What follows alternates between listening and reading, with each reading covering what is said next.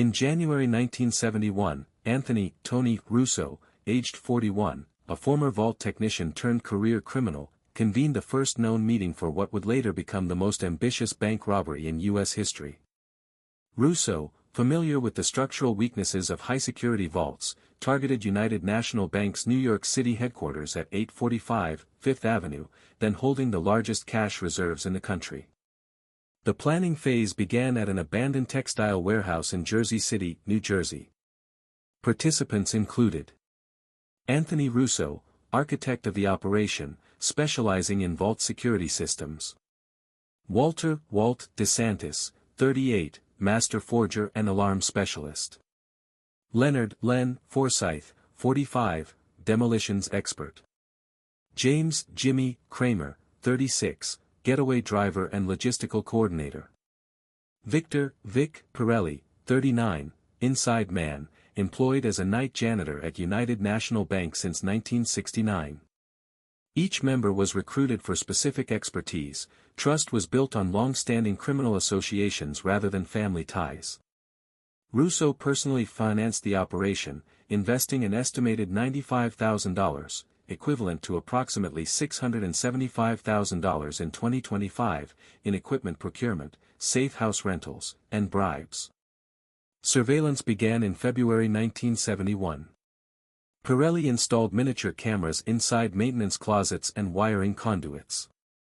Over 6 months, the crew compiled detailed blueprints of internal bank layouts, vault door specifications, shift rotations, and security alarm placements.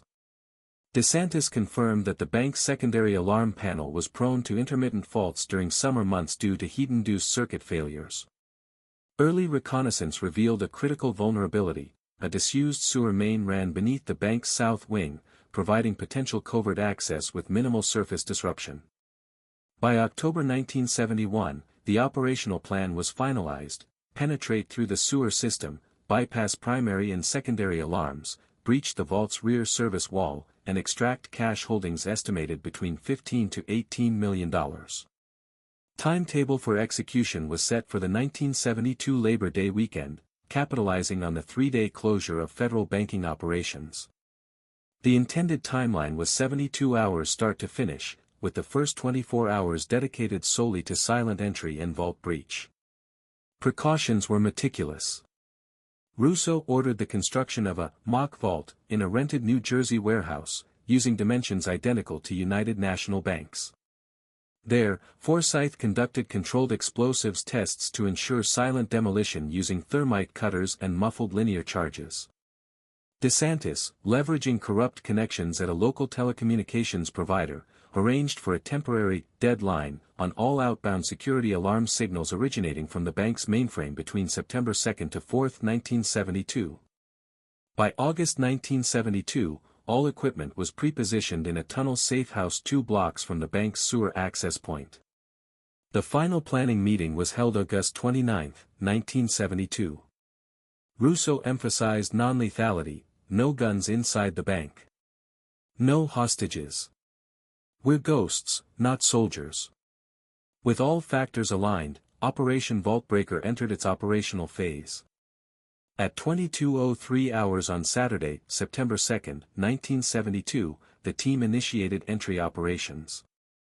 Weather conditions were optimal: clear skies, ambient temperature at 68 degrees Fahrenheit, and minimal pedestrian traffic due to the Labor Day holiday weekend.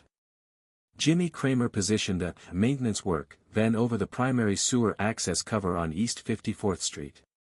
Vic Pirelli, wearing a municipal utilities uniform, directed foot traffic and maintained the illusion of legitimate activity. By 22:17 hours, Russo, DeSantis, and Forsyth descended into the drainage system with portable cutting tools and breaching equipment. Navigation through the disused sewer line took approximately 47 minutes. The team encountered minor obstructions but reached the vault subfoundation without incident. At 23:06 hours, Forsyth commenced breaching operations on the reinforced concrete service wall. DeSantis monitored for any disturbance indicators while surface monitors confirmed no deviation in guard patrols. The bank's lobby security personnel remained unaware of the breach occurring just beneath them. By 3:42 hours on September 3, a breach sufficient for entry had been completed. Two unexpected complications arose: a hidden steel reinforcement grid and a redundant floor sensor not present in original schematics. The team adjusted rapidly, circumventing both without triggering alarms. At 5:18 hours, initial entry into the vault was achieved. Surveillance inside the bank indicated no deviation from guard patrol patterns. The interior vault was meticulously organized, rows of cash-laden bins and locked storage cages. The team prioritized bundles of smaller denominations, easier to move and launder. Extraction logistics were handled with precision. A second, plumber's work van had been positioned nearby, equipped for rapid transfer of stolen funds. Jimmy Kramer coordinated exterior operations, ensuring traffic patterns around the site remained normal. During brief rest periods, the team rotated in 45-minute shifts to maintain alertness. Vic Pirelli maintained surface vigilance, noting the presence of a suspicious pedestrian loitering near the primary van around 13:10 hours. A decision was made to accelerate removal operations by consolidating bundles more rapidly than planned. By 12:32 hours, approximately 65% of the vault's liquid cash reserves had been extracted. Forsyth sealed the breach with a concrete panel fabricated to mimic the original structure, intended to delay discovery. Extraction concluded at 17:46 hours. The team cleared the sewer system by 18:15 hours. At no point was contact made with security personnel or civilians. The operation, thus far, was an unqualified success. Post-operation protocols commenced immediately after clearing the sewer access. Jimmy Kramer led the convoy from East 54th Street to a secured safe house in Newark, New Jersey, approximately 11 miles from the bank. The route was pre-planned to avoid major traffic arteries and minimize encounters with law enforcement. The safe house, a derelict 3-story brick building listed as vacant under a shell company, had been outfitted over several months to serve as a staging ground. Windows were blacked out, entrances reinforced, and the basement configured for temporary storage. Upon arrival at 19:02 hours, all cash was unloaded and inventoried. Counting proceeded in teams of 2, overseen by Anthony Russo personally. Security at the site included spotters on rotating rooftop watch and perimeter alarms concealed within garbage piles and broken fencing. Initial estimates placed the total haul at $16.8 million, primarily in $20 and $50 denominations, with serial numbers meticulously logged by the bank's internal systems, a known risk the team had factored in. Russo designated $1.5 million for immediate scrubbing, exchanging smaller bundles through underworld currency brokers in Chicago and Miami.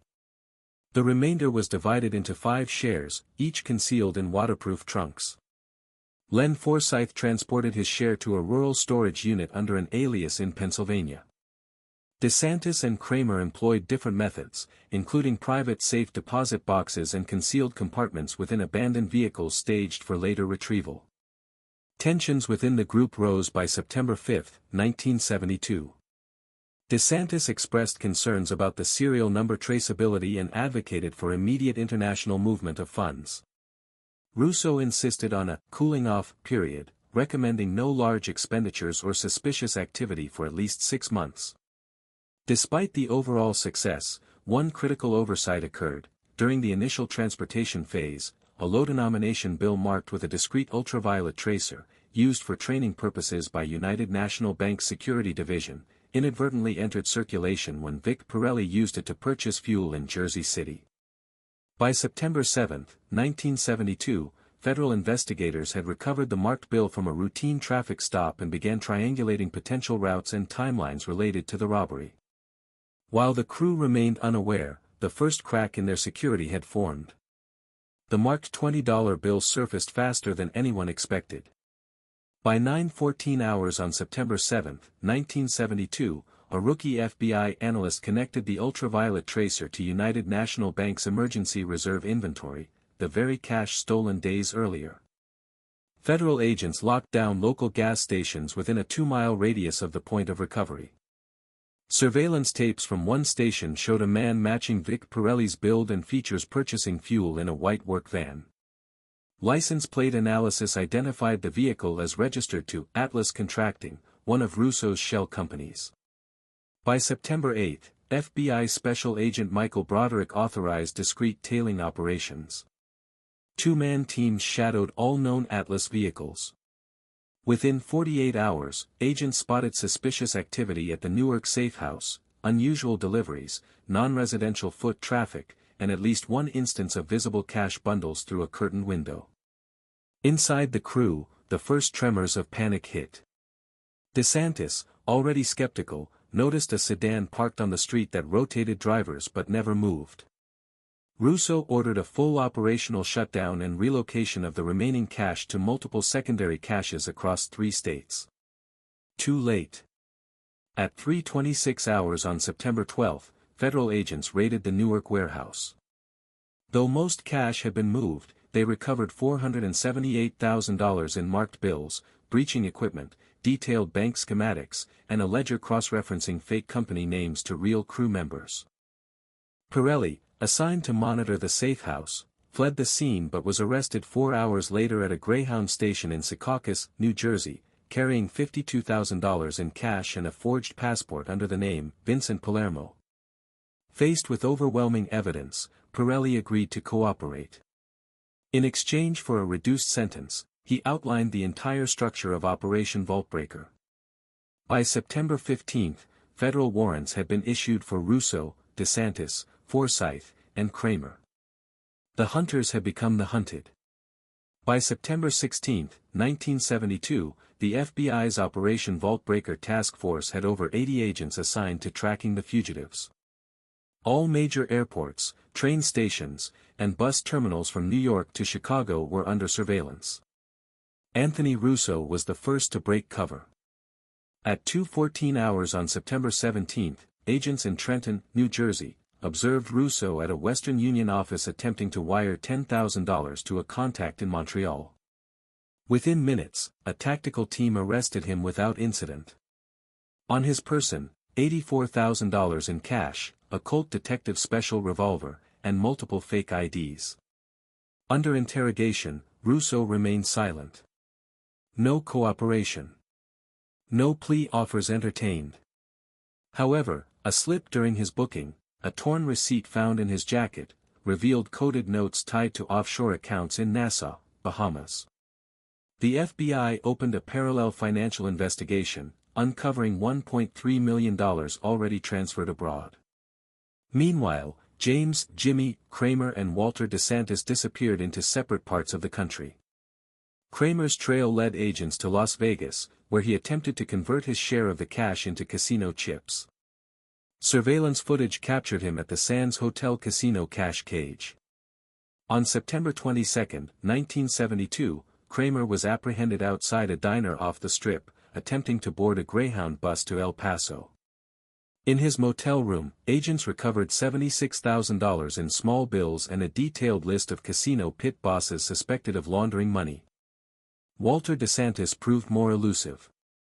Skilled in counter-surveillance tactics, DeSantis rotated cars every 200 miles and slept in roadside motels under false names. His paranoia paid off initially. Agents lost track of him somewhere near Youngstown, Ohio. It was only after interviewing former associates that investigators discovered DeSantis had long-standing ties to a smuggling ring operating near Erie, Pennsylvania. Len Forsyth's end came more dramatically. On September 24, 1972, following a high-speed pursuit through rural Pennsylvania, Forsyth's vehicle crashed into a wooded ravine. Severely injured but alive, Forsyth was pulled from the wreckage with $132,000 strapped to his body in duct-taped bundles. In Forsyth's vehicle, agents also found hand-drawn maps indicating possible bolt holes from Ohio to Georgia, suggesting a broader escape network that was never fully activated. The final fugitive, DeSantis, was captured 2 weeks later on October 7, 1972, outside a small general store in Erie, Pennsylvania. He was living under the alias Richard Dean and carrying a .38 caliber pistol. Unlike the others, DeSantis resisted arrest, resulting in a brief scuffle before agents subdued him. On his person were keys to a hidden storage locker in Buffalo, New York, later found to contain $215,000 in cash and false identification papers for at least 3 countries.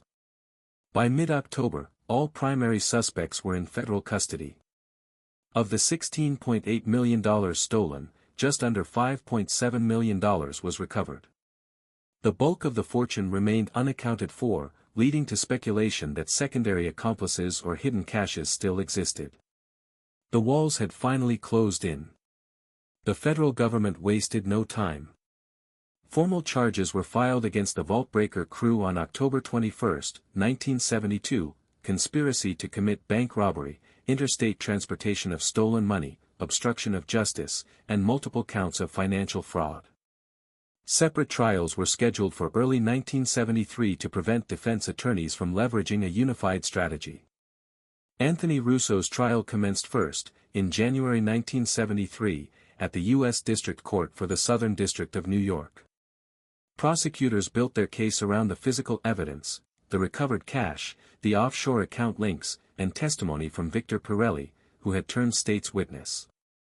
Under heavy protection, Pirelli described Russo as the general of the operation, detailing the planning meetings, equipment stockpiles, and vault breach. Russo maintained his silence throughout the proceedings, refusing even to allow his defense to cross-examine Pirelli. On February 13, 1973, the jury found Russo guilty on all counts. He was sentenced to 65 years in federal prison, with eligibility for parole only after 30 years. James Kramer's trial followed. Unlike Russo, Kramer cut a deal mid-proceedings, agreeing to testify against DeSantis and Forsyth in exchange for a reduced sentence. His testimony confirmed key operational details, the sewer entry, the vehicle swaps, and the use of multiple safehouses. Kramer received a 20-year sentence and was incarcerated at the Federal Correctional Institution in Petersburg, Virginia. Len Forsyth faced trial next. Severely weakened from his crash injuries and without allies, he attempted to argue diminished capacity due to trauma. The jury rejected the defense. Forsyth was convicted and sentenced to 40 years in federal prison. Walter DeSantis' trial proved the most combative. Representing himself for part of the proceedings, DeSantis challenged every piece of evidence and accused federal agents of entrapment. Despite his theatrics, the overwhelming forensic links, including cash found in Buffalo, sealed his fate. On July 17, 1973, DeSantis was convicted and sentenced to 55 years in prison. In the aftermath, the FBI's Operation Vaultbreaker task force received commendations for the swift apprehension and prosecution of the suspects. Yet despite the victories, nearly $11 million remained missing, presumed hidden by secondary conspirators or permanently laundered. Public fascination with the case lingered for years, driven by rumors of buried cash along the East Coast, rumors that, as of today, have never been confirmed.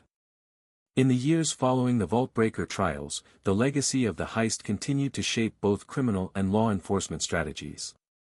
Anthony Russo died in federal custody in 1991, having served less than 20 years of his sentence before succumbing to a heart attack at Leavenworth Penitentiary.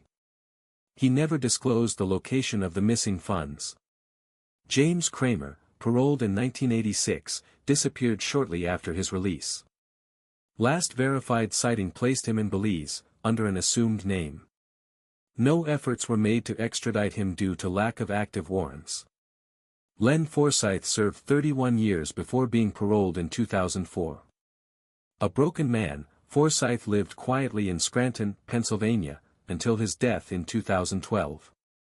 He too refused to cooperate with investigators seeking the hidden money.